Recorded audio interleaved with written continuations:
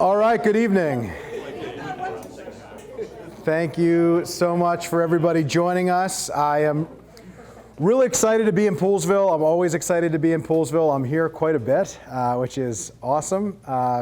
This is a community conversation that we've been having on a regular basis throughout the district, District 1 that I represent. We've had 7 community conversations so far since I've taken office, and we've strategically moved them around in different communities to make sure we're reaching as many people as possible.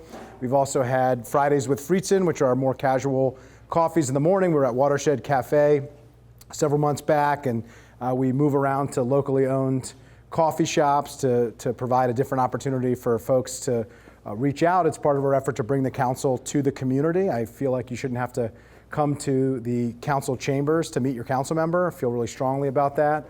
And so we've really tried to make an effort to do that. So I really appreciate you being here. I just came from the staff versus parent basketball game, and they got you'd be shocked to know they had a much better crowd to watch a basketball game than to listen to me talk and to hear me answer questions about our community. So I appreciate on a really busy night you all coming out, and hopefully we'll get a few folks trickling in after the game, but I see, and I know some of you who were there, which was great to see you as well. Just want to, before we start, want to recognize a few people.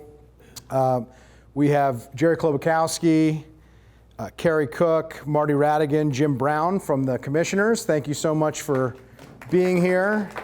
I'm really proud of the municipal partnership that I have with the town of Poolesville, with your commissioners. I think it's a really important partnership. We've been able to get a lot done, I think, in the short time that I've been in office, and I'm just so appreciative. It's not easy to be an elected official, trust me. It's not easy to be focused on local issues because people are really, really passionate about local issues, and so I just have a tremendous amount of appreciation and admiration for you, and I'm just grateful for the partnership that we've been able to build over the last 15 months since I've been in office. And you're really lucky, not just to live in one of the best communities anywhere in the state, but to have leadership of some really passionate folks who are looking out for you on a regular basis and are really pushing as hard as they can to do so. And then we have Jeff Samuels representing our great Senator Chris Van Hollen, who's here. Jeff does a terrific job, and I'm grateful to you personally, also grateful to Senator Van Hollen. Don't tell him, but I actually get to, he's my constituent, I'm his constituent, he's my constituent. But we are so lucky to have somebody as talented and brilliant as Chris Van Hollen, and really appreciate it. It speaks to the type of talent that we have in our community and in our state. So let me just quickly talk about some of the things that I have been working on. And then really this is about hearing from you, not hearing from me. So I've been in office for 15 months. It is an incredible privilege and honor to be able to represent the only place I've ever called home. I grew up in District 1. My parents still live in the house I grew up in. My siblings, I'm one of 4, the youngest of 4. I have 8 nieces and nephews. Everybody lives in District 1. In fact, I can walk to 2 of my siblings' houses. 4 of the 8 nieces and nephews, I can walk to their houses, and the other 4 can walk to my parents, or my parents can walk to them for sleepover. So it's a pretty special thing for me to be able to do that. And so this community isn't new to me. The issues in many ways aren't new to me. I spent my career before this at the state level, mostly doing fiscal and economic policy work, focusing on making government more efficient, effective, and responsive, scrutinizing billions of dollars of public contracts, holding public agencies accountable, trying to make sure that we get the most out of our limited taxpayer dollars, and did a lot of work restructuring the 529 college savings program and a number of other areas. So definitely a new job, but definitely not new issues, and certainly not a new community for me. And since taking office, I've really been focused on constituent service, first and foremost. I think that in local government, doing the little things matters. I think that I'm a legislator second and a problem solver first. I've really tried to embody that. Normally, we don't need a bill. We don't need legislation to address the local issues that you're dealing with and that you care about on a regular basis. And so I've really tried to say, how can we solve this problem without passing a bill? It's usually faster, and it's usually cleaner, and it's usually better. And so we've really been focused on that. That's why I try to get out in the community as much as possible. That's why we've been to about 50 community association, resident association, civic association meetings, and why I'm out every night, sometimes 3, 4, 5 events in a given night to try to make sure that we're hearing from you and focused on the issues you care about. And that's why I have an amazing team, Rose Hacking in the back, Aaron Kraut, who are here. We have 3 other staff members. We're dividing and conquering this evening at a couple other events, but you know, it's nice. I get to go to work every day. I'm the least talented and least experienced person at the council in my office every day, and that's a pretty good feeling. It's a pretty humbling feeling sometimes, but it's a pretty good feeling, and it's really good feeling for you because, you know, I don't know a lot of things. I'm still learning, but I work really hard, and I've got a tremendous team. And I think that should give you some confidence that we're really fighting on your behalf and working on your behalf every day. First year, I really spent focused on fiscal and economic issues, trying to bring my background and experience from my previous job and previous role to bring a little bit of a different perspective to the council. My 2 biggest focuses, 2 biggest legislative accomplishments, we had a few others, but the ones I want to focus on, growing our economy, critical. I serve on the Planning, Housing, and Economic Development Committee. If we want to maintain the high quality of life, the high level of services, the fact that we take care of people in Montgomery County who need help, we have to grow the tax base so we don't have to grow tax rates particularly that families can't afford, and especially because our biggest mechanism to raising taxes is property taxes, which disproportionately hurts middle-class families and older adults, our long-term residents. So my focus first year, I pushed through and got unanimous support, and it just went into effect, an economic impact statement. Every bill, every legislation that goes through the county council now has to have a statement and an analysis of the impact, not just on the county's budget, but on the budgets of residents and businesses. It's your budget that makes our budget. Doesn't mean we're not going to push through a priority. It doesn't mean we're not going to do something, but we ought to know what we're doing before we do it. To me, it's not just about focusing on the economy, it's about good government. It's about knowing what we're doing, knowing what the consequences are of the decisions that we're making, and making sure we're taking a holistic understanding and a full appreciation for what is going to happen when we push through the various priorities that we have. And it's part of what I have been saying, that economic development can't just be part of what we do. Everybody talks about economic development. It has to be part of everything that we do, because that's what creates the resources that we need to provide all the services that we all talk about, all the priorities that we all share. So I've really focused on that. It went into effect this week. Actually, we passed it before the August recess, which was our goal, which was great. Went into effect this week. We have a Office of Legislative Oversight independent agency, hired a new PhD fiscal analyst who's an expert in this stuff, and it is free of political influence. So it is totally independent, which is the key. The other one is on the fiscal responsibility and fiscal oversight side. I think that the county council, we're a legislative branch. Legislative branches have 2 main functions. We pass a budget, we provide oversight for the budget. In the case of the county council, we also do land use pretty much everywhere but Poolesville, because town council does your own land use. If you don't like what they've done, you got a few in the room you can complain to. There's plenty of other complaints you can share with me. But we were not doing as well of a job, I thought, in the fiscal oversight arena. Most of the oversight historically in the county had been done in the executive branch. I like to think that when I grew up and I brought my homework into class, the best days were when the teacher said, "You can grade your own," because the tie usually went to me. If it was a little close, I knew what I meant, so I kind of gave myself credit. It's a little bit different when you get graded by the teacher, when you get graded by somebody else, and to me that's a key to it. And so it's one of the most sweeping overhauls of fiscal oversight in the county's history. We moved the primary responsibility of oversight from the executive branch to the independent Office of Legislative Oversight, so basically to the legislative branch. And we have now required a regular review of every county agency and department and all risk-assessed contracts and agreements before the county. It's a key thing for me. It's about making sure that every dollar of yours that we are spending, that we're investing efficiently, effectively, and responsibly. And I think it's about public trust, which is at the core of what government is and what government should be. It will cost some public dollars, but it will more than make up for that in public trust. And as we analyzed this, my suspicion was proven true, that turned out that we don't invest nearly as much money as similar jurisdictions overseeing a budget like ours, $5.8 billion a year. It's the size of a county's budget. We don't invest nearly as much, historically haven't, in fiscal oversight. The meat and potatoes of governing, the meat and potatoes of government. So we made that change, which I think is really important. So I'm really proud of that. It's probably something you've never heard about. It doesn't exactly bring down the headlines, fiscal oversight, but I really do feel passionately and strongly about that is at the core of everything else that we do. And we've been working really hard on a number of issues, a number of partnerships with the town of Poolesville. Really excited about Poolesville High School. This has been pushed to the back of the line for far too long.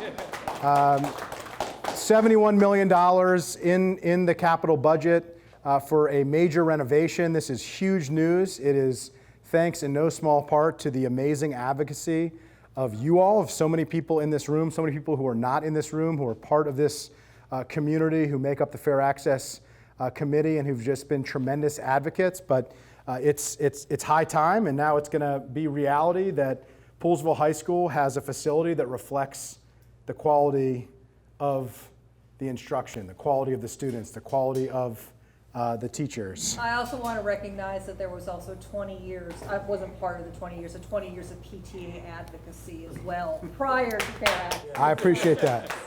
Fair Access, to me, being the most recent iteration. I didn't mean to give Link all the credit here. No, I know. I didn't mean to. Because being have been fighting tooth and nail for this for 20 absolutely, and Jerry and the PTA and many others for many, many years, and absolutely didn't mean to discredit that. It's been a tremendous advocacy effort. I was proud to have strongly advocated in the short time that I've been on to help buttress those efforts. But it didn't happen because of me, it happened because of you. There's just no doubt about that.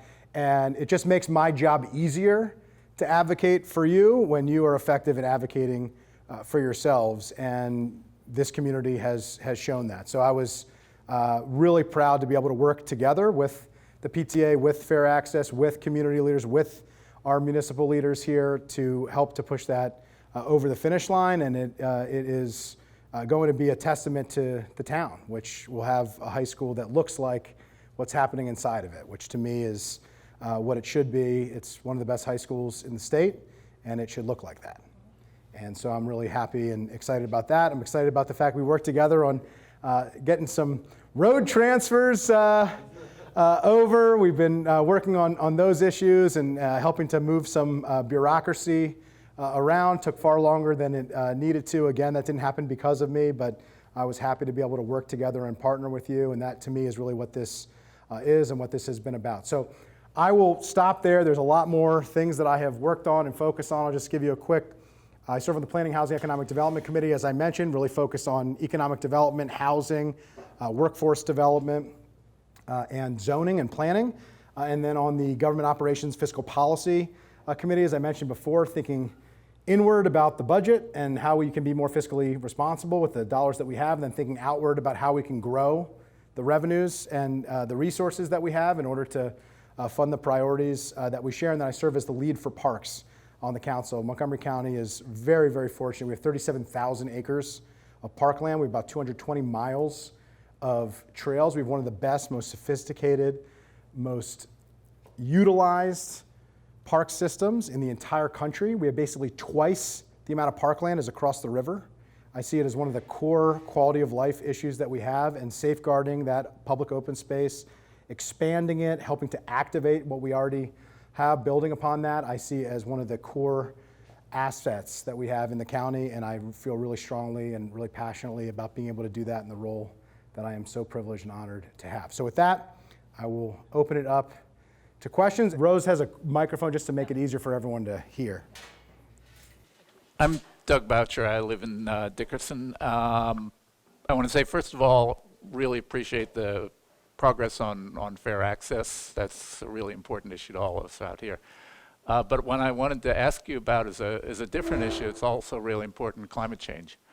And this is, becoming really important for us right here because of the zoning text amendment on solar in the agricultural reserve, which I think is very important. And I guess my concern is it seems like there is a certain amount of waffling on the commitment of the county to reach carbon neutrality by 2035, to reduce emissions by 80% by 2027. And I know you weren't on the council when that was passed, but I hope that you're still strongly in support of actually making that happen. And I hope, that we're not going to have sort of changes in the definition of, well, we don't really have to generate renewable energy here in the county.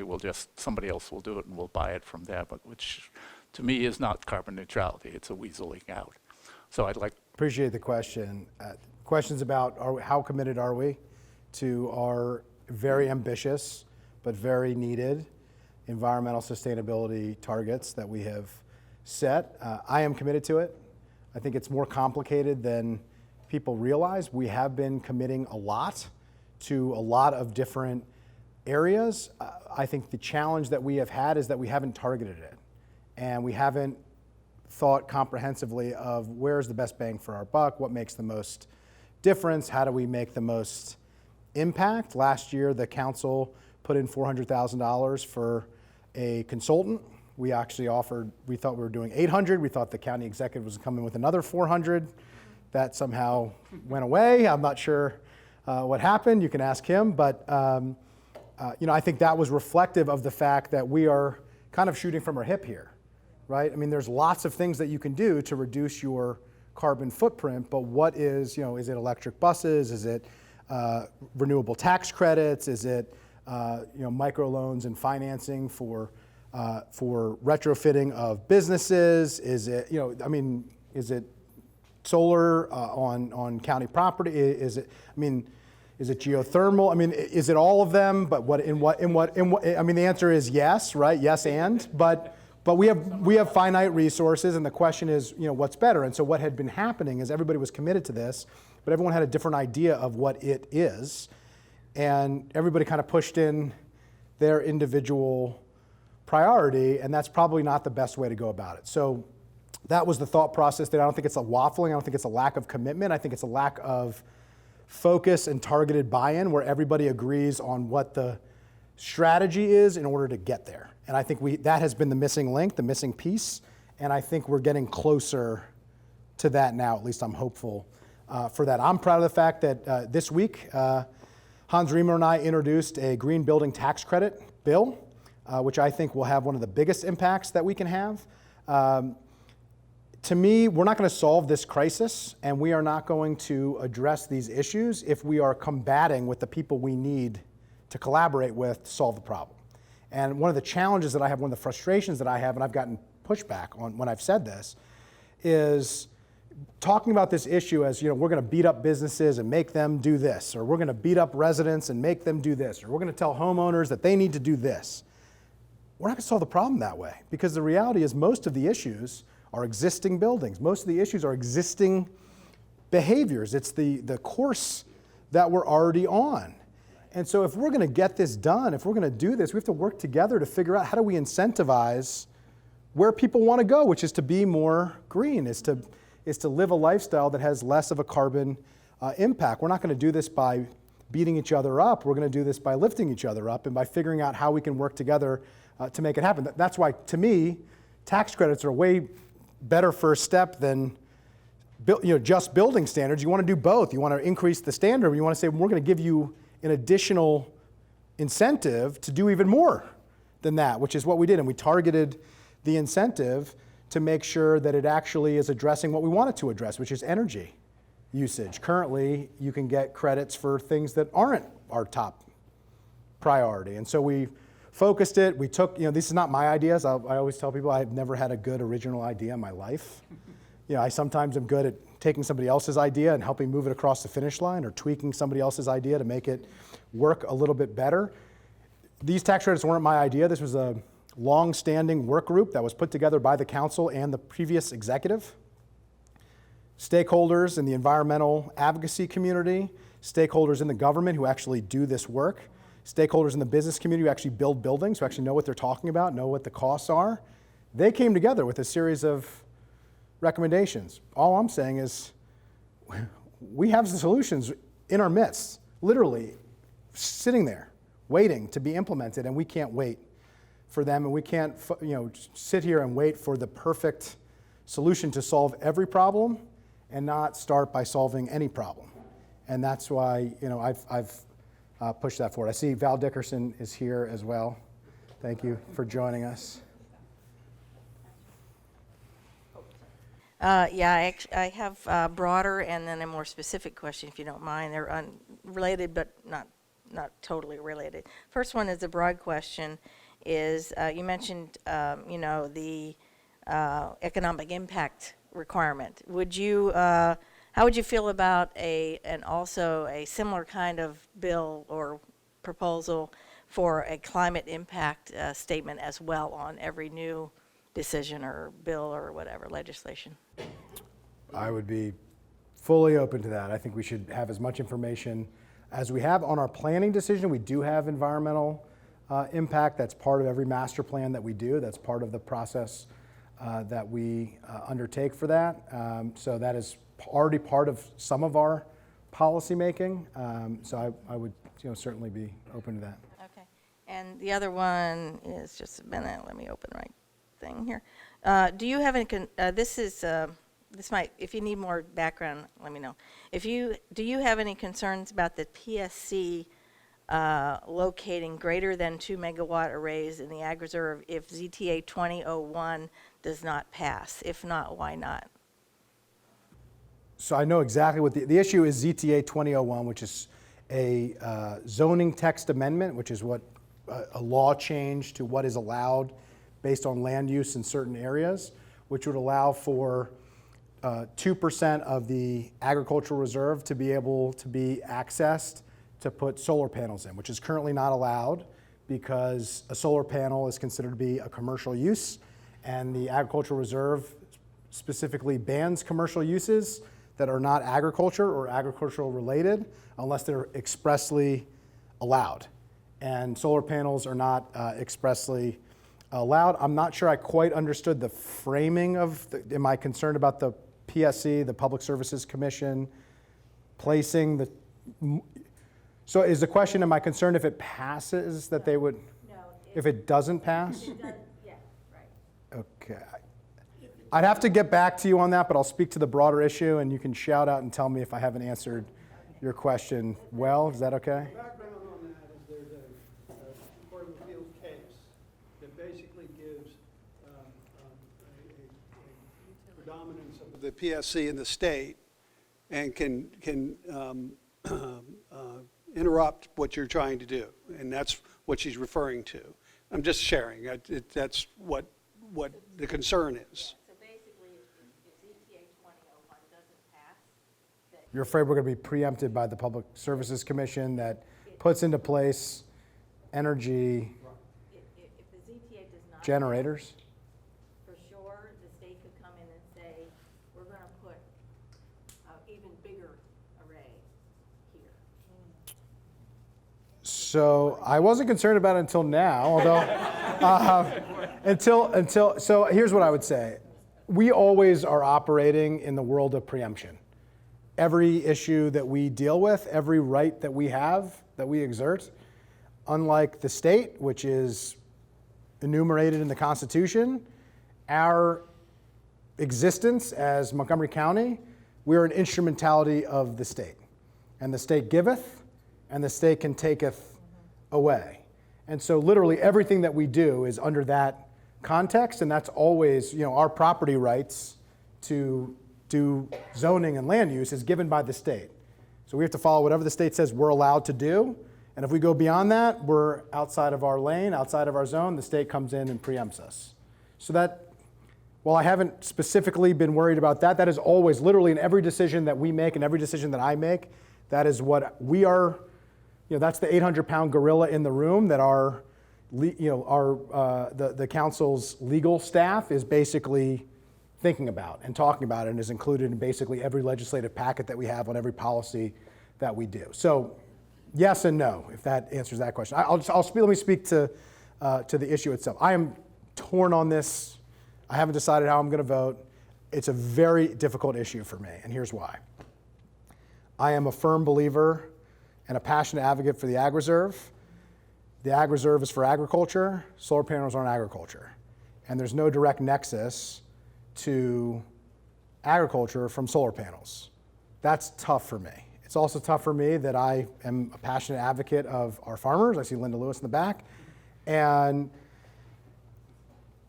this has a real implication on farming. I mean, I think 70% of the farmers and the land that is farmed locally is leased in the ag reserve. I don't think most people realize that. I frankly didn't realize that until I got elected and spent more time than I had previously in the ag reserve.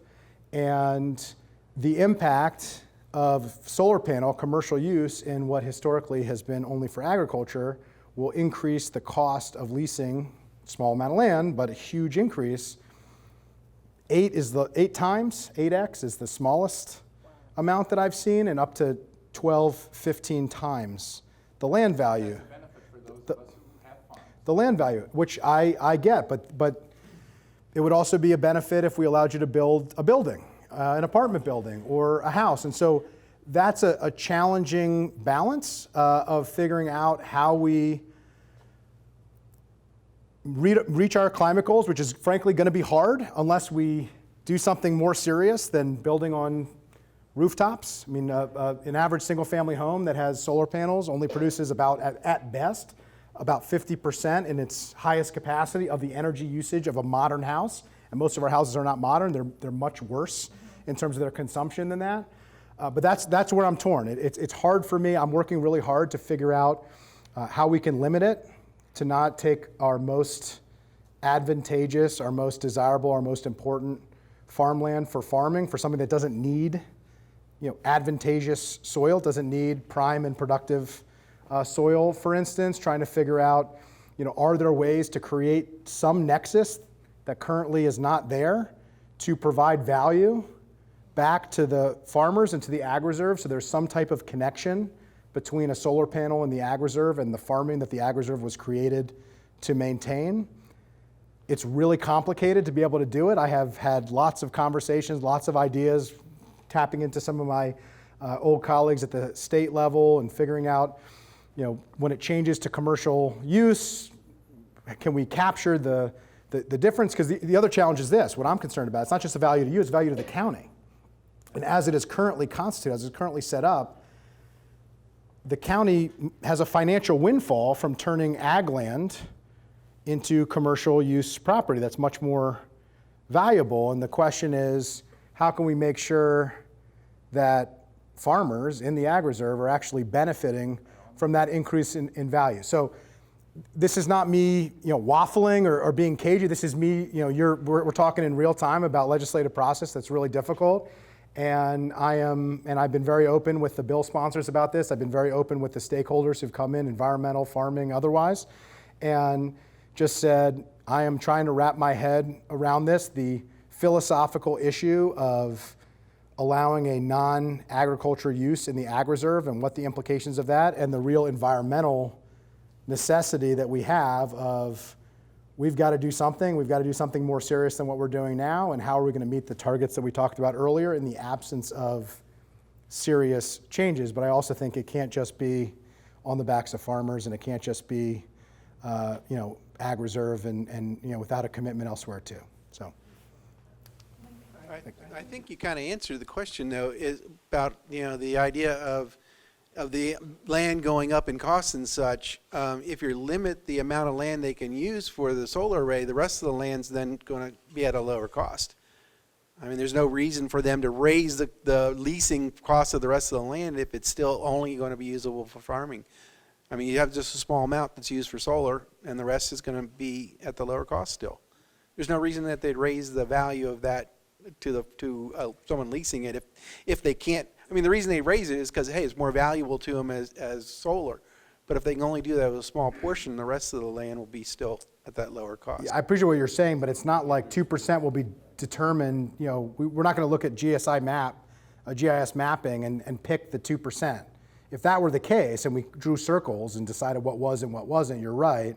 The valuable land would be really, really valuable, and the not as expensive land would be less expensive. But in reality, it's up to 2%. And so as that process is happening, you're pitting potentially a farmer against a commercial solar enterprise, and that's not a fair fight. And so that's the issue. That's where it gets really difficult. 2% is not that much. I mean, I want to be clear. I mean, it's not a huge number. The question is, what does it lead to? I'm concerned about if there's a financial windfall for the county. It doesn't end at 2%. You know, once we see the value of raising revenues, that concerns me. There should be no financial benefit to the county's general fund on this. The money should be directly tied to the ag reserve if we're going to go in this direction. I don't know how to do that yet. I have crazy ideas, and figuring out how you operationalize that is super difficult, but I want to make sure personally that if we're going to make a significant change in the ag reserve, the folks who the ag reserve was intended for and the folks who are in the ag reserve keep the benefit or as much of that benefit as possible. Figuring out how to do that, if anybody has ideas, like I said, I don't have any good ones, so if you can come up with one, I'd love to hear it. Andrew, I just wanted to make a comment and then a question. It's a fiscal question, which I think you would really right up your alley. I was in Congress as a staff director for a while, and I can say that most of the time politicians, what I had experience with, got brickbats and not praise. You deserve a lot of praise for what's happened with this high school. Your involvement was a critical factor, I think, that made the difference, and I want to thank you publicly for that. So thank you for your service. Thank you. Now the fiscal question. I've been reading about the property tax, and apparently some of the ways it's been applied to businesses, I guess some of the bigger companies, our property tax revenues are actually not meeting up with the levels we thought they would. So we have some fiscal pressures now. So although our schools made a lot of progress, we haven't got it approved from the council yet, and we still haven't got the co-location facilities anywhere near funded. So could you tell us what's going on with the budget and how that might affect those two projects? Really good, important question. We just had a very substantive briefing today on this. Fish picture is not good. That's just the reality of it. Just to give you a sense, Poolesville is in. It's not recommended for cuts, which is huge. It's not over yet, though. I mean, so keep the advocacy up. We're going to have to work together on this. I will make very clear that it cannot be on the table. You were on the menu for too long. You finally got a seat at the table. We're not going to take that away. But you got to keep the advocacy up because it's a 6-year capital budget. It's called a CIP, Capital Improvement Program. The county executive's proposed budget cuts $302.8 million in projects out of the first 4 years. It adds some of that back in the last 2 years, which doesn't really help nearly as much as it hurts in the near term, because that's what determines when projects start and when they don't start and when they get delayed. The out years are much more fungible than the near years, right? I mean, just for obvious reasons, right? You can make up things later on. It's the same thing as your college fund. Skipping a couple payments early on, you can probably make up for, hopefully, although you miss out on the benefit. But you're a couple years away from your kids going to college. You start not paying for college, you're not going to be able to afford it. So that's a challenge. And that's why when I talk about we need to grow the economic pie, that's why, because there aren't enough slices for everybody, and there are not enough pieces for everything. And so that has been a huge issue. There are some major projects in MCPS on the chopping block. And the school system puts out what they call non-recommended cuts. They don't want the cuts, but if you have to, and Poolesville's not on that, which is good.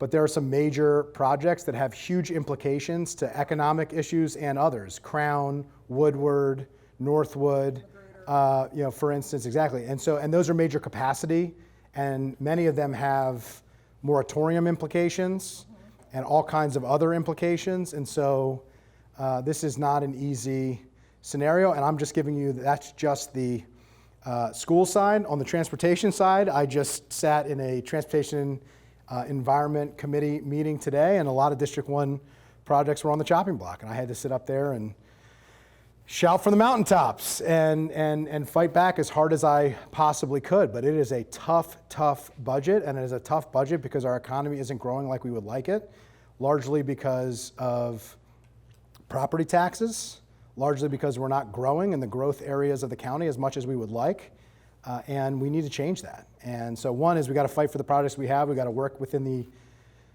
environment that we're in. But two, I mean, we have got to get the economy going, because if not, we're going to be in this fight every year where we are literally not talking about new projects and new programs and new initiatives to make quality of life here better. We'll be talking about, you know, how different communities get pitted against each other to fight over the scraps. And that's just no way for a place like Montgomery County to operate. Co-location? Yeah, so many people were at the meeting. Unfortunately, I got caught up, and I was supposed to be there. But it was the meeting that I had requested that the county executive brief the community directly. I thought that it was more important that you be briefed directly than we do a big meeting with me. And so, you know, there's good news and bad news, right? The good news is there's a real commitment from the county executive who deserves credit. We don't agree on certain things, and I call it like I see it, and I'm not afraid to say when I disagree. But he deserves credit. He is, you know, really focused on this issue. He's really directed his executive agencies to focus on this issue. We're in a tight financial environment, and they weren't able to push through with all of the things that were asked for, although they haven't said they'll never do that.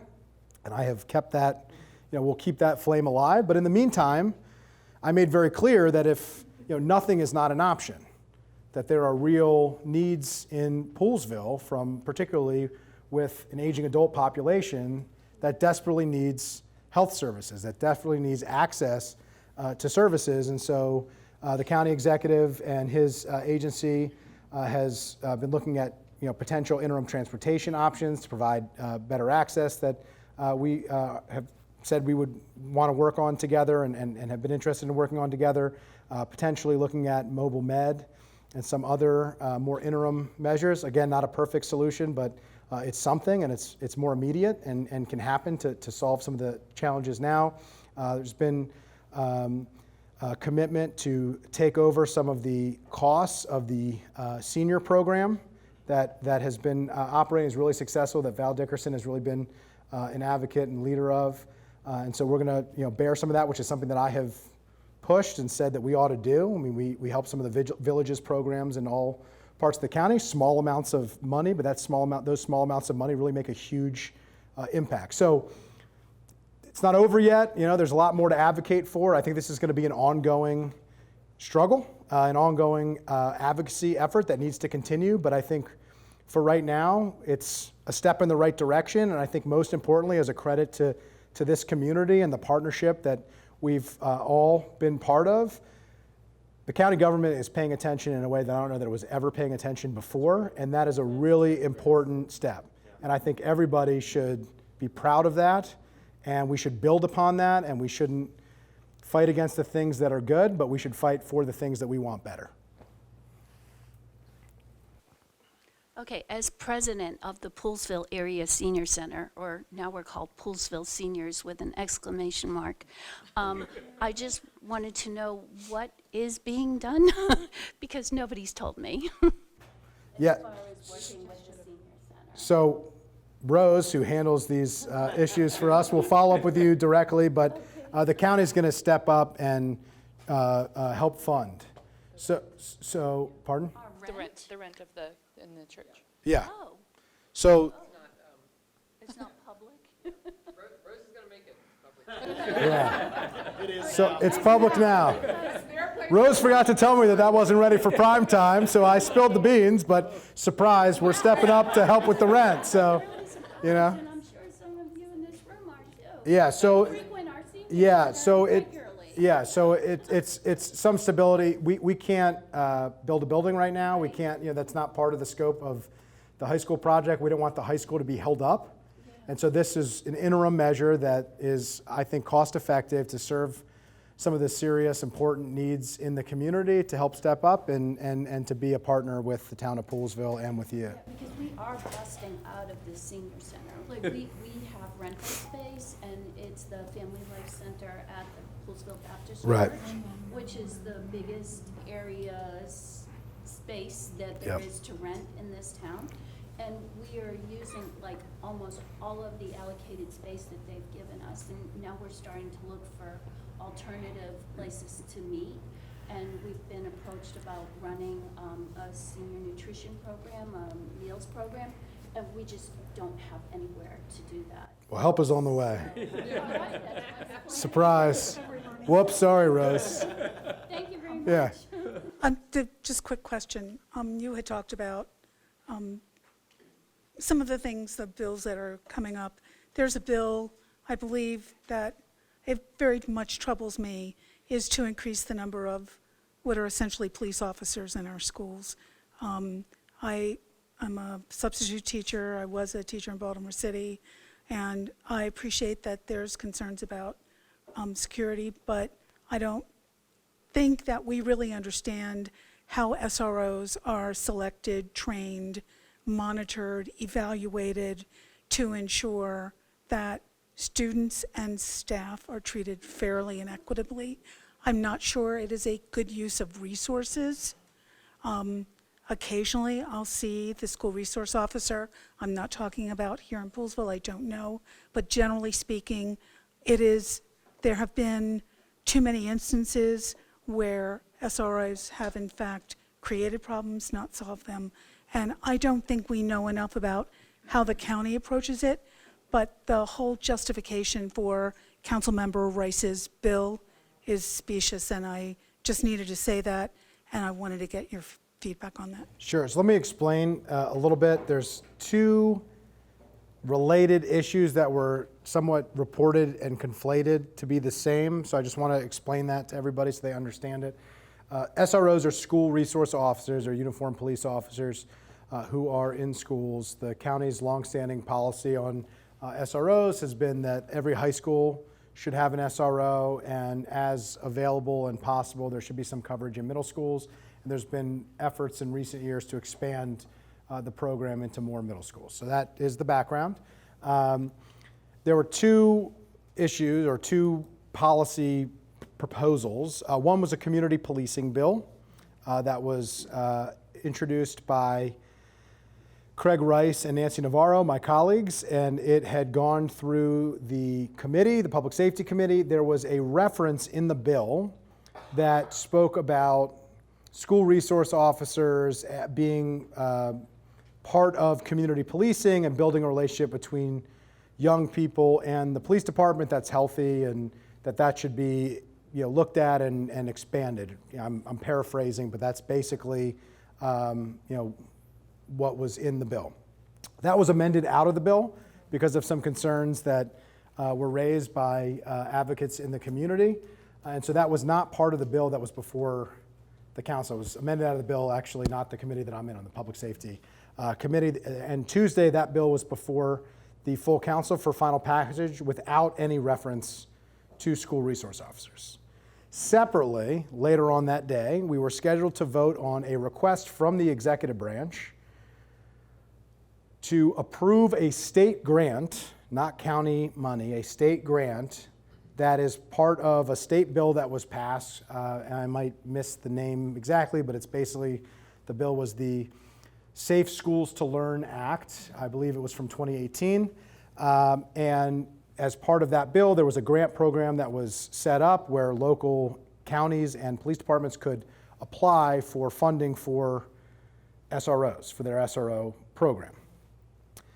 That was scheduled to have a public hearing, and then generally for state grants, for things that are not county appropriations, we have a public hearing, and it's immediately after scheduled for action, because they're generally not very controversial. It's just a pass-through, basically, from the state to the county, and we normally don't turn down money, as a general rule. Those two issues were kind of conflated in the way that they were reported, and ultimately, the bill, although it didn't have at that point the SRO reference to it, but based on concerns about whether or not it was basically ready for prime time, it was tabled. Actually, there was two proposals for tabling, but it was basically put off indefinitely. And Craig Rice, who's the sponsor, has the ability to bring it back at any time. I haven't talked to him since the meeting on Tuesday about this specific issue, but it's up to him basically to request to get it put back on the agenda. It will go back to the full council. It was not deferred back to the committee. It already went through the committee. The SRO state grant that was supposed to be approved as a request from the county executive, the decision was made at the last minute not to vote on it. That we were going to have the public hearing and then wait to vote till later, even though that's not normally what we would do for a state grant. And the county executive's representatives came to the public hearing, and when asked, does the county executive still agree with this, they basically said he's now not sure. He thinks we should wait, which is also not a very common thing, because kind of oppose your own request is not a normal legislative process, and so it left a lot of us bewildered. My view of this is I was very frustrated. It's not the first time that something like this has happened, but it has nothing to do with the SRO program. It has to do with the fact that there were things going on for a long period of time, and up until that morning, up until hours before we were set to vote, when the public was told this is when a public hearing is, this is when a vote is going to happen, that there was a fundamental shift, apparently, in the formal position of the county executive and his administration on his request of us. And that's just not the way that the legislative process is supposed to work. It's not an appropriate way to handle the policymaking process. I expressed those concerns in that public forum, regardless of how you feel. Some people love the SRO program. Some people hate the SRO program. Some people are in the middle and not sure. They think it could work but want more information. I think all of those are legitimate points, but I don't think that anybody could agree that the way that this was handled was awful and was embarrassing for the county and did not do, I think, a service to the public in terms of being accountable and transparent and having something on an agenda and saying this is what you're advocating for, and it was not allow us to make, I think, sound positions based on what we know is the formal position of the county executive. So all I'm asking is to take this interim period to revisit how SROs are selected, trained, and monitored, and the reporting that goes on for their interactions with students at the high school level and those middle schools that have them. Take this time to revisit that and make sure that the people who are being selected are the best people for the job, unlike the situation that happened in Orlando, where a 6-year-old was handcuffed by an SRO. So that's all I'm asking. I appreciate it. So let me just, a couple things. I'll just close on this. One, we don't have any SROs, and there's no proposal to have SROs in elementary schools, like what happened in Orlando. I think it's very important that we separate out things that happen nationally and things that are happening locally.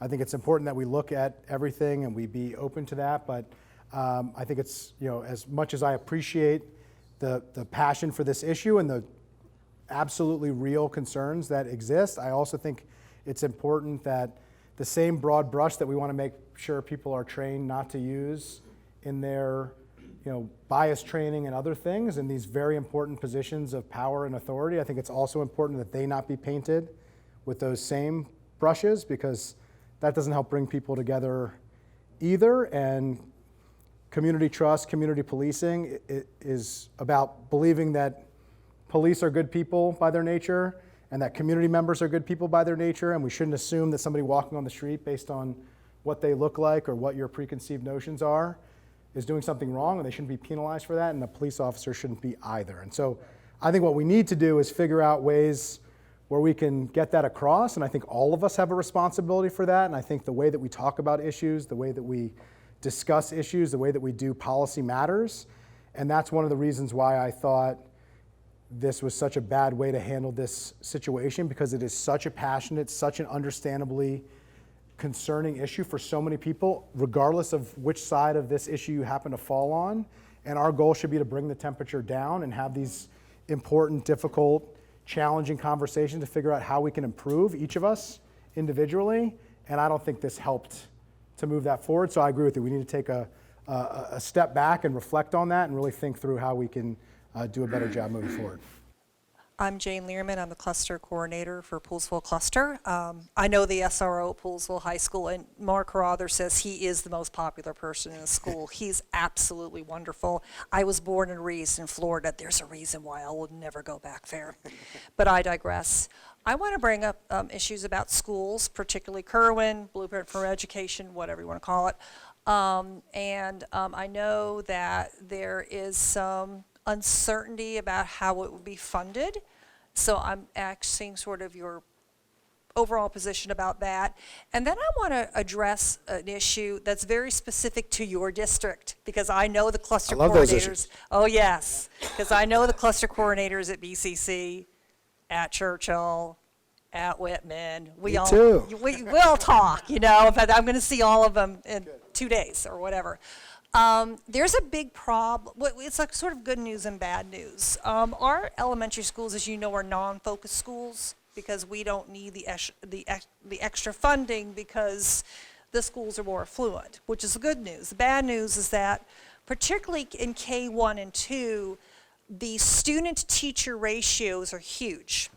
So if you have a kindergarten class, and when I go to the PTAs here, I hear this complaint, and I hear this in Potomac and Bethesda and Chevy Chase as well. If you have a kindergarten class of 25 children, and you only have one teacher, that is not a good situation. And that routinely happens in focused schools. Sometimes they have, you have second grades that have 32 kids. And the problem is not the fact that there are 25 kids in the class, it's the ratio. And so what I've been hearing in my travels and from other people in your district is that particularly in K1 and 2, there has to be more staffing. The problem with the paraeducator model in Montgomery County Public Schools, it typically goes for kids with IEPs. And sometimes when they're that little, you don't even know if they need those special services.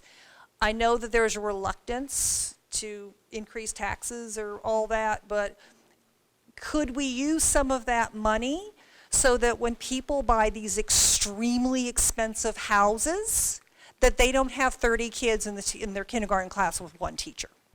It is a great, great point. A few things. One is, because you asked a lot of different questions, so let me try to answer them as best I can.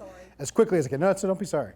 One, I support Kerwin. Kerwin is the latest iteration of a comprehensive generational look at what we invest in our schools at the state level and whether or not we're investing at an appropriate level to meet the needs that we have.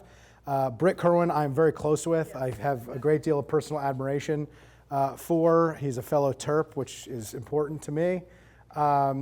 He's kind of the Terp, actually. And Britt Kerwin, former chancellor of University System of Maryland, former president of University of Maryland College Park, oversaw a commission, and the commission basically came up with a recommendation based on the fact, basically twofold. One is our schools are grossly underperforming statewide. The standards that we've set, which by the way are really, really low, lower than most other states, even though we are considered to be a very educated place, and we're not meeting those standards, which is, again, not good. And the cost to not having high enough standards for high school achievement in terms of our graduates, and then not even meeting those has a huge negative social and economic benefit. Totally share those views. The challenge is how do you pay for it, and where does the money come from? And that's where the rub really is. There have been a variety of different proposals. This is a super complicated thing. It's not a small amount of money. It's about $3.8 billion over 10 years, so it's a pretty solid chunk of change. And figuring out how you get that money is challenging. And so one of the proposals was the service tax increase that has been raised a lot of concerns. That was just killed last night, actually. The sponsor announced, Eric Lukey's a Montgomery County legislator who put that forward. That basically would have lowered the sales tax to 5%, but started charging sales tax on all kinds of things that used to not be charged for all kinds of services, including your haircut, including your lawyer, including your landscaping, including all kinds of things. Would have affected a lot of businesses, would have affected a lot of people, and actually would have created a lot of uncertainty. And so I, many others as well, raised the issue of, middle of the session, kind of late in the game, a change like that is probably too big of a change to appropriately weigh and think through, because it's just too big of a bite to take off. So they are now pursuing more modest, more interim measures that doesn't raise nearly the revenue that did, and also wouldn't fund the whole thing. It would fund part of it, now, and basically say, let's take some time to figure out the rest, because we don't have to fund the $3.8 billion for this fiscal year. We have a decade to do it, so we need to figure that out. In terms of the focus schools and the challenge with school overcrowding, this is an issue that we face all the time. Montgomery County grows at about a high school a year. We can't build a high school a year. Even if we had unlimited money, we couldn't literally put the bricks up fast enough to make that happen and get through that process. We have a disproportionate number of the school enrollment in the state, and we get less back for that money. We have about 19% of the school enrollment statewide, and we get back about 13% of the funding for school construction. That is a huge missing piece, and that missing piece is really costing us and is a huge challenge. And in many ways, the same fight I have in District 1, relatively affluent place in the county, is the same argument that we have to have in Montgomery County in Annapolis, which is, we've got real needs here too, and we need to make sure that we're getting what we need to get to keep up with our needs. Along with Kerwin, the transformational bill that actually fewer people are talking about and really should is House Bill 1, which is a massive change to the school construction funding, which could be hundreds of millions of dollars in additional school construction funding, which would be an absolute game changer, actually in just gross dollars and cents in terms of what the direct benefit will be back to Montgomery County.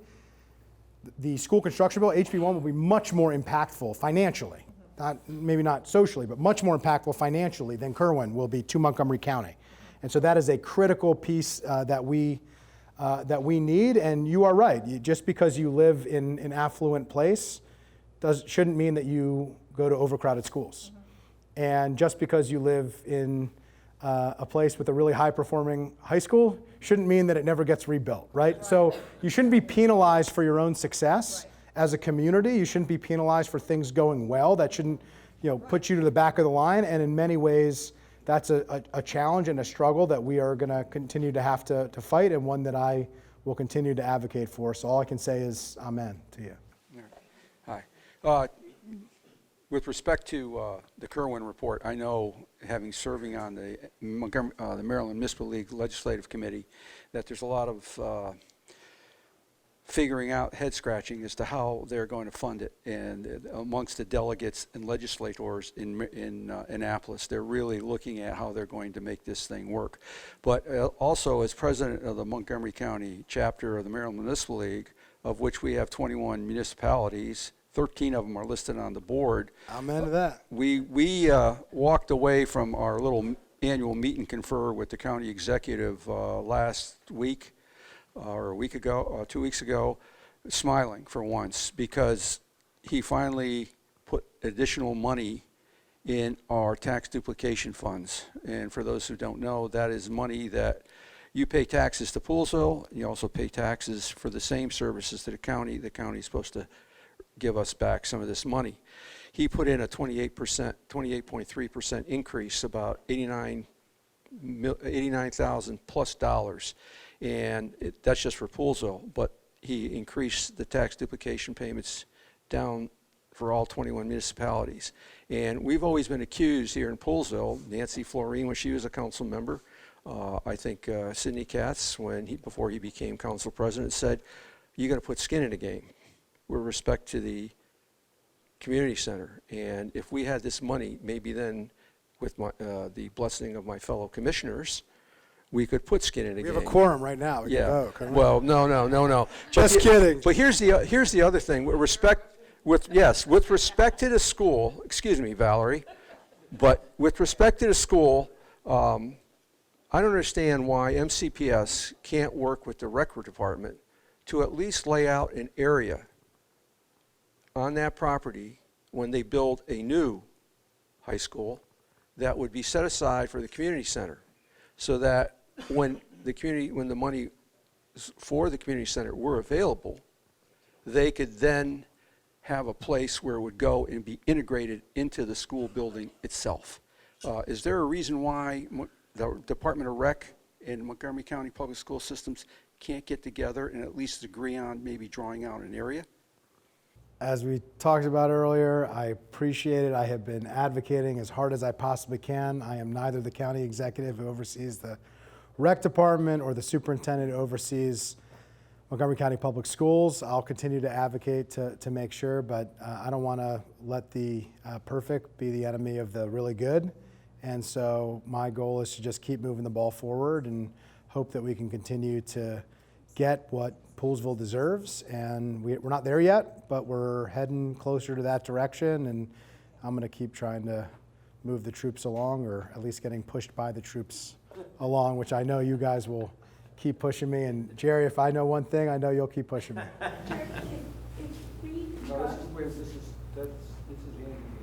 sorry, I just wanted to ask, has anybody considered repurposing the science building? If we're gonna, can we use that? We really need we need a gymnasium for all the pickleball players, or the commissioners get trampled by a bunch of people carrying pickleball paddles. We can't play pickleball in the science building? Sorry, next question.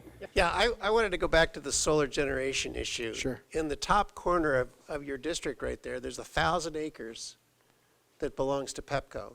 They have or whatever they are now. And, you know, they have a coal plant there that's a 500 or 600 megawatt coal plant. They've got a gas plant that's 300 megawatts. The county gave us a nice trash incinerator that's another 50 megawatt plant. All these have a huge carbon footprint. I have a lot of friends who are in the research business, and they look at things like salamanders and trees and sea level rise, and all of them, without exception, have told me that the evidence is out there, that climate change is a disaster, that it's been well understood for 30 years, and that we need to move forward on it 30 years ago. We're really behind the game right now. That power plant's in front of my house. I've been dealing with the wet deposition from the stack for a long time. I now have 100 truck trips a day on Route 28 that go right by my house, that I have to listen to the brakes and the engine brakes and deal with the roads and the traffic because of power generation in the Up County. So to me, shifting to something which is quiet and doesn't produce any fumes or any traffic or anything like that, and shutting down those heavy industrial facilities would be a net plus. As far as displacing agriculture, a third of the corn crop in the United States is used to produce ethanol, and it goes into gas tanks. In Montgomery County, the last year I saw numbers we had 14 or 15,000 acres of corn grown. So that means we already have 5,000 acres in the ag reserve that's being used to produce energy. I don't think that it's too much of a degradation to say, let's put some solar panels up and do it in a cleaner way that fixes carbon, not in growing corn, which has no net carbon effect. Appreciate the question. So the question of corn and how much of that corn becomes ethanol, I'm not sure that the local trends and the national trends are the same, but I've heard that point before, and it's a fair point, but I just, I don't think we can state that as fact, although from a value statement, it's a reasonable point. The main issue there is the coal plant is not producing a lot of the disruption that you're talking about. It's really the incinerator. The coal plant doesn't really operate at a particularly high level at this point. I support shutting down the coal plant immediately. I've said that repeatedly, and I've supported bills at the state level this year and last year formally in this role, and previously to move away from that. We really don't produce that much energy there anyway, and so we don't need it. And the problems that it causes are far outweigh the solutions that it solves. So we could shut the coal plant down tomorrow. I'd be a happy camper. I'm sure you definitely would be a happy camper, and I think this community would be happy. The incinerator is not the same. Ultimately, I hope we can get out of the incinerator business. I really do. And I am a strong supporter of zero waste and think we need to be moving closer to reducing our waste that we're producing, and all of us are responsible for that, and I think we all need to take responsibility for that. But right now, we couldn't come close to having a solution that has a better environmental impact, because we have to ship trash that all of us are creating, we have to put it onto trucks, and we have to send it somewhere else, and currently it's largely being sent to poorer communities in neighboring states, which is not just an environmental issue, there's a social justice issue here as well. So I supported with my colleagues, I advocated for it, that it shouldn't be considered a tier 1 renewable energy source. We shouldn't get tax credits for burning trash. I don't think that's appropriate. I think I said that, my dad told me principles are expensive, but they're important. Principles are important, but they're also expensive, however you want to say it. To me, that principle is important, and we have to forego that money. It's just not the right thing for the burning of trash to be considered a renewable energy source on par with solar or others. But we're not in that position right now. We need a plan. There's a plan that's being put in place. Adam Ortiz, the new Department of Environmental Protection Director, who I've known for 12 years, his background is in this. He put together a large-scale composting program in Prince George's County that is hugely successful. They started from less than where we have started from in terms of the sophistication of our environmental protection program. I have full faith and confidence that he's going to be able to put something together. I know the county executive is committed to that as well. But we have a lot of work that we need to do in order to bring down our trash consumption and to bring up our recycling and to bring up our composting in order to come close to be able to shut down the incinerator. And that's going to take businesses, it's going to take residents, it's going to take everybody stepping up, because right now all of us are the problem and all of us are going to have to be the solution. But in terms of solar, the coal plant is the only direct ancillary to solar, and the coal plant really produces very little in terms of energy. So I just wanted to clarify that, but it's a very important point, and I totally agree with you on the coal plant. Oh, okay. So Andrew, first of all, I just want to say thank you. I want to reiterate what Link mentioned before. Your advocacy for our district has been above and beyond anything we've seen in many, many, many, many years. I appreciate the friendship that you and I have forged. And the thing that I appreciate the most is that you have heard our cries and you've responded to all of them. Not just a few, but honestly, all of them. And just hearing the delivering of the news about the senior center tonight is really super. So let's hope that's all, bros. But what I'd like to say is Don't get me in trouble for that. Yeah. Going forward in that same, on that same platform with the senior center, you and I have been talking about this for 4 years, and you do know my passion for that. And I am still, Matt. Oh, who's over there? Aaron. We're still looking for some answers to our transportation situation for our seniors. And so I'm just going to throw this out there, even though I've thrown it out there before. To me, a grandiose idea would be to find a wonderful grant somewhere for a vehicle that could be provided to the community. Can I speak to this? Sure, in a moment. Okay.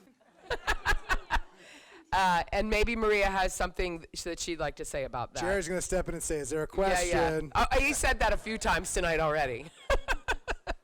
That's the only reason I asked Jerry, because I heard him say that to Jane. But anyways, I would like to, just keep that idea out there that not only do we need the transportation, but we all know the reasons why. Our seniors need to be able to get to appointments, and that is a crucial subject. And Maria, what would you like to say? Okay, so I have had the privilege of meeting with both Sean Brennan from Department of Transportation and Aging and Carolyn Chen, your council grants manager, and both of them came here to Poolesville to talk to us, and they talked to us about redistribution of resources, and they talked to us about the JCA, and that if we have a contract with the county, that we're eligible to use these other services that are available through Village Rides. And so Village Rides has something set up where they are working with, because we sometimes have people who are like handicapped. And so we have to take buses where we have, service for the handicapped people. And it's really expensive. And people don't want to get on that bus because there isn't a bathroom. So when we go on a trip, they won't go. But apparently, is it Enterprise? A rental car? Somebody has these vans with this kind of handicap accessibility. And also, you have through transportation, the Village Rides and the grants that they're getting. The JCA has, I think it's 20-person vans and drivers, and also the Chinese Cultural something, CCACC, that they have 20 vans available. I think they're like 20 passenger vans and drivers also available, and that not all of those are being used at all times. So we could, if, this is dependent upon, that redistribution that Carolyn told us about. We'll follow up with that. So I think there's two moving parts here. Let me be very quick on the response here. You should follow up with Rose and Aaron on the grant side. It's Rose. On the transportation side, it's Aaron. So it might be both of them together in terms of who handles what. But there's a council grants process that's getting a whole reformation right now. There's lots of changes that are being made. There are some organizations that do get funding for programs. The JCA just shut down their adult daycare program largely because they couldn't afford the transportation. It's called the Missler program, a really sad circumstance. JCA is the Jewish Council for the Aging. It's a Jewish-based organization, but they serve everybody. The CCACC is a Chinese-based organization. They focus mostly in the Asian American community out of Gaithersburg, although they serve everybody as well. They do have a number of vans and services. I'm not sure how many of them are accessible, but we certainly could help find that out. And so there's two parts to that. One is to see if we could get them to help and to, if we could make the times work, and that's something that maybe we could help with, particularly CCACC, because Gaithersburg's a little bit closer, and so perhaps that's plausible. The other is the county is looking, as part of the county executive and his agencies coming back, and I credited him before, but they're looking at working with taxi cabs and other private enterprises, like perhaps Enterprise as well, to see if we could contract with them as well, to see what that would cost, and see if the county could provide you with some ability and have the county help to pay for that. So one option would be us buying a van. The vans are cheap. It's the accessibility pieces that are really expensive. I used to deal with this a little bit in my old job at the Board of Public Works, and I raised the issue. We would cover the accessibility piece in certain circumstances at the state, but the resident or the local organization, if they had a qualified disability, would pay for the car itself. We couldn't buy the car, and so we would put like an $80,000 piece of equipment on a car that's worth $6,000 that has 115,000 miles on it. And I raised the question, wouldn't it make sense if we bought the car too, so it would last longer? Because the real expense is the $80,000. Isn't this financially irresponsible? We think we're being smart. So there are lots of issues that we need to work out. But we're happy to help with that. So Andrew, I know years ago, you and I had discussed about the appropriation of some funds for these taxi cab companies to sort of help them out when things like Uber and Lyft started and they were taking business away from our taxi cab drivers. And it was an agreement that if they had a handicapped accessible vehicle, there was money that was, appropriated for that. And it was never, ever, ever used by. Val, you're saying the quiet part out loud. Okay, let me explain quick. Let me explain quickly. So when Uber and Lyft, when they have entered into different jurisdictions, including Montgomery County and every other municipal area, state, county, city in the country, they strike a deal because these are highly regulated industries, the taxi cab industry, for years and years and years. They disrupted that industry. That innovation, turned the industry on its head. There's positives and negatives to that, and I believe in Uber and Lyft and these ride-sharing companies. I think they're great, but they come with real setbacks. And one of the benefits of taxi cabs, because they were highly regulated, they were required to do all kinds of things, including losing money on trips for people with disabilities, which the taxi cab companies would lose a tremendous amount of money doing that in order to keep their ability and access to be a regulated taxi cab in a particular area. So when Uber and Lyft came, they're not set up to do that because they can't ask an individual who's a contractor with them to bear the cost of the loss. The model doesn't work. And so what the agreements that were made here and were made many places in the country is to charge a fee on every trip, to say you're going to pay into a fund on every trip that you all have ever used Uber or Lyft or Line, or if you've ever used it, you pay a small nominal fee, like 25 cents. And that 25 cents goes into a public fund, and that public fund can then be accessed to pay for rides for people with disabilities. For instance, WMATA, if you're outside of the WMATA shed or whatever the case may be. There's money in that account because there's been, Uber and Lyft are pretty popular, it turns out. And there's more money in the fund for that is very restricted in who can access it and how it can be accessed than the trips that are able to utilize it. And so there has been a broader conversation, which is much more complicated because this was set, there's a legal framework for what's allowed and what's not allowed, of whether or not we should take a look at those funds and expand who and what, in terms of organizations and localities, are eligible for rides as appropriate. And my view has been we need to be thoughtful about this. It's a very sensitive issue for the disability community that advocated very hard for that. But there are appropriate things that we ought to think about where we can still help the disability community, but in ways that are currently restricted, where we set up a regulatory framework that is too narrow perhaps, and we have potentially funds that are available to help people who are in desperate need in the same circumstances as what the funds were intended for. So it's a work in progress, but it's a longer term solution than, yeah, I'm with you. I'm with you. I'm with you. I had a couple of observations that leave me a little confused and bewildered in the education area. And the one is teachers in the school systems. They talk about giving students off for protesting and things like that.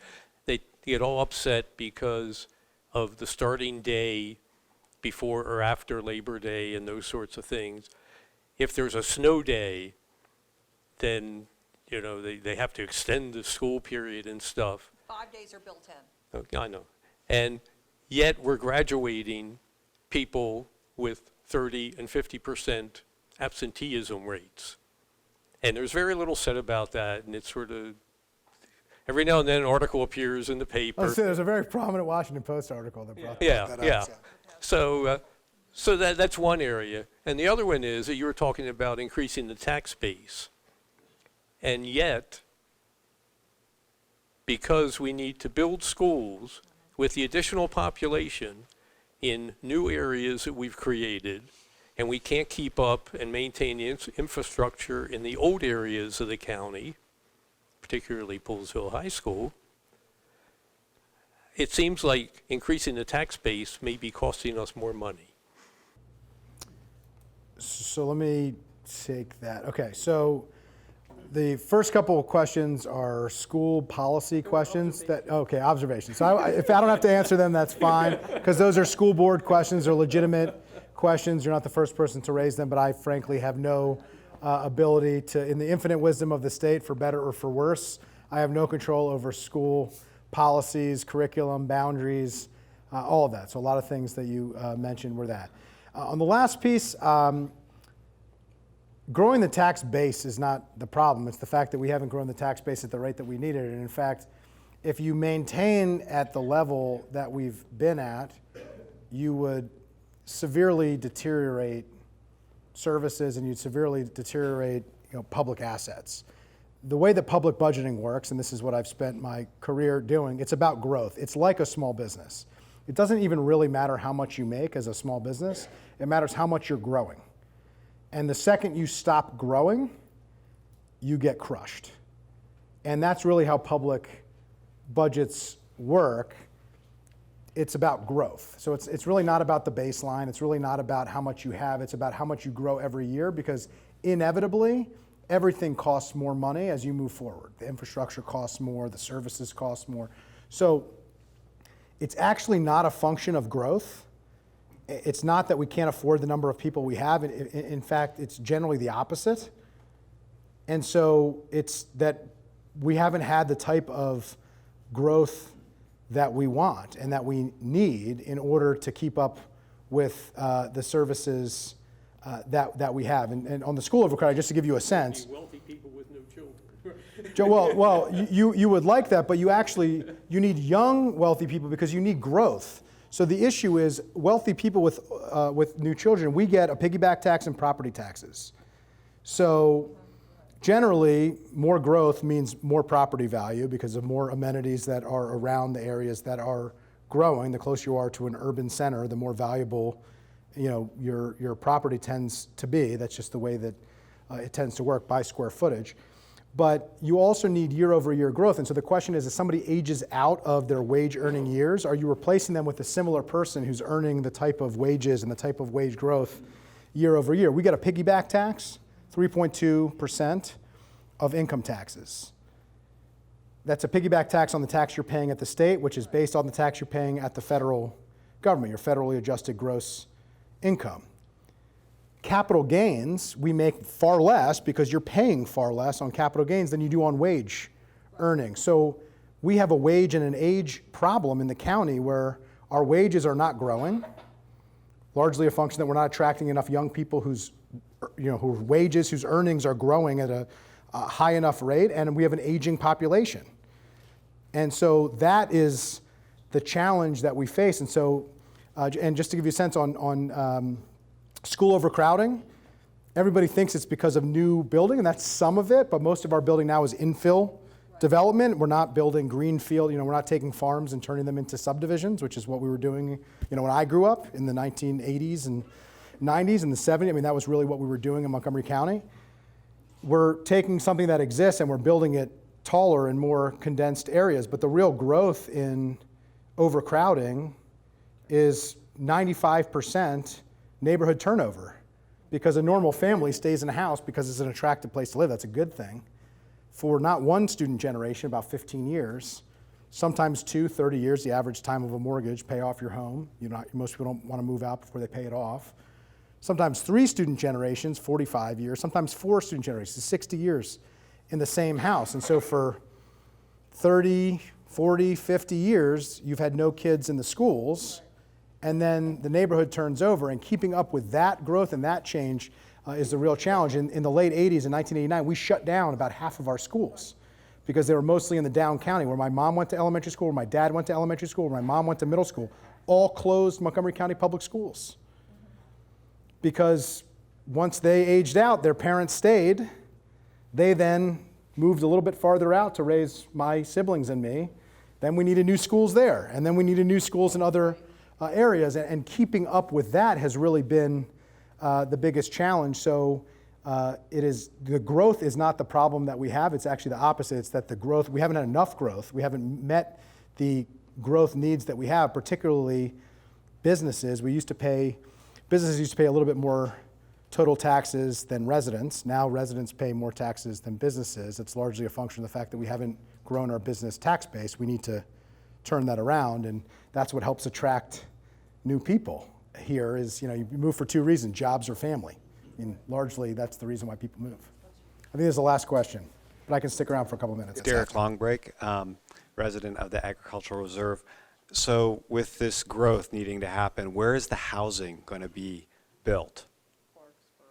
So the question is, with all this growth, where's the housing going to be? We actually haven't grown that much. I mean, from a standard growth perspective, we've grown about 1% a year, a little bit less than 1% a year. One of the challenges is now that we have more people, that's more numbers.